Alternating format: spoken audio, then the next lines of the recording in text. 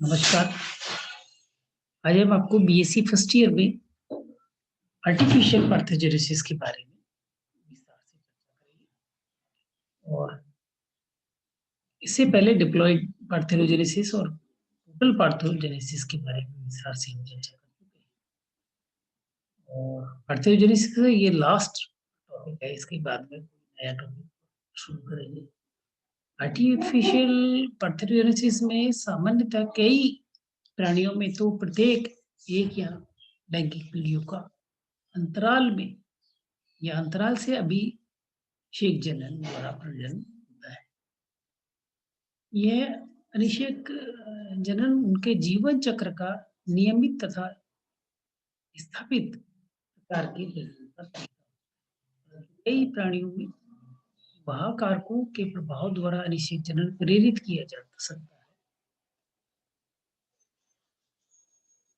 इसे कृत्रिम या प्रेरित अनिषेक जनन कहते हैं। इस तरह से अनिषेक जनन का अध्ययन 1847 में सबसे पहले मॉर्सियर ने रेशम के कीट में अंडों में किया था। उन्होंने देखा कि रेशम के कीट के अंडों को धूप में रख दिया जाए तो उनके बिना निषेचन के ही विकास की क्रिया प्रारंभ हो जाती है। ऐसा संभवतः सूर्य टिकोमिरो ने यह बताया कि यदि अनिश्चित अंडों को धीरे धीरे रगड़ा जाए, उन्हें कुछ समय के लिए गंधक के तेजाब में डुबोया जाए तो ये विकास के लिए भी प्रेरित हो जाए।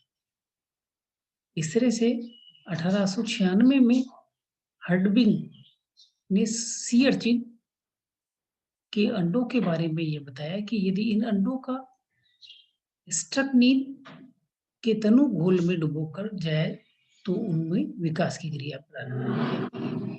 मॉर्गन और बीटू ने यह बताया कि यदि समुद्री अर्चिन के अनिषेक अंडों को लवण लीणों और सांद्र समुद्री जल में उपचारित किया जाए तो इन्हें विकास की क्रिया प्रारंभ हो जाती है।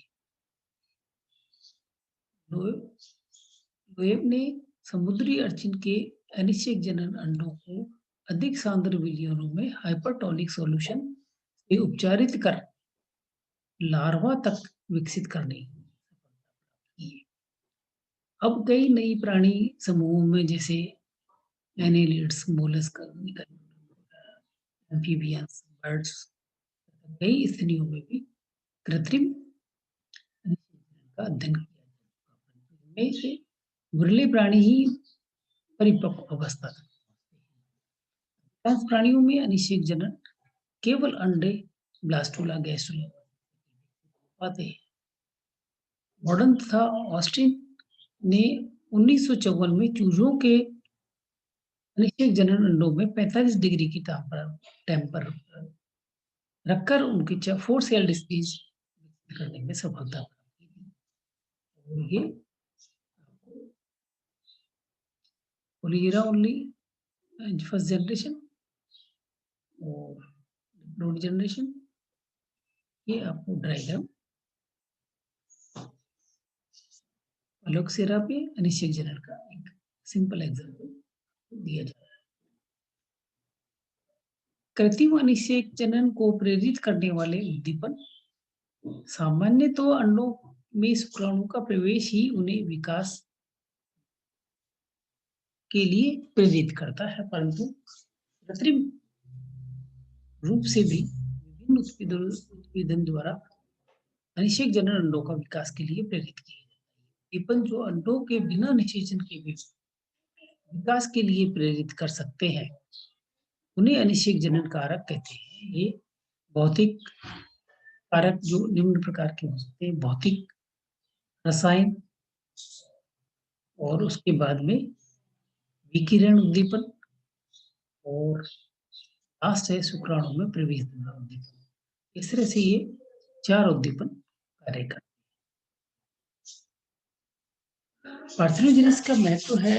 अनिषेक जनन का महत्व जंतु जगत में अनिषेक के महत्व को 2 श्रेणी में विभक्त किया है: लाभ और अथवा हानि।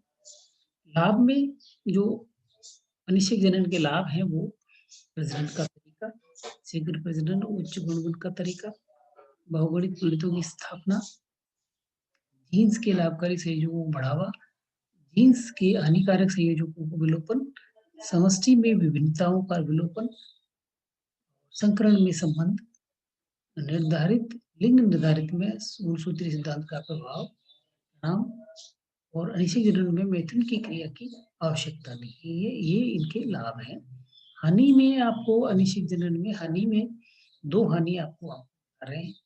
अनिश्चित जनन में सबसे पहले हानि तो ये है कि समष्टि में नष्ट आनुवंशिक संयोगों को प्रेरित नहीं करता। कारण अनिश्चित जनन द्वारा उत्पन्न प्राणी जीवन संघर्ष में सफल नहीं होता। और दूसरा है अनिश्चित जनन द्वारा उत्पन्न प्राणियों के अनुकूल कमी पाई जाती है। बदली हुई परिस्थितियों में अपने आप को अनुकूलित नहीं कर पाते, अतः ये विलोपन के अवसर बढ़ जाते हैं। अपनी प्रजाति को बनाए रखने के लिए थोड़े-थोड़े अंतराल के बाद प्राणियों में लैंगिक जनन द्वारा प्रजनन होता है, इसलिए कई प्राणियों में चक्रीय अभिषेक पाया जाता है। इसी के साथ आपको ये चैप्टर आज का यही खत्म कर दें। धन्यवाद।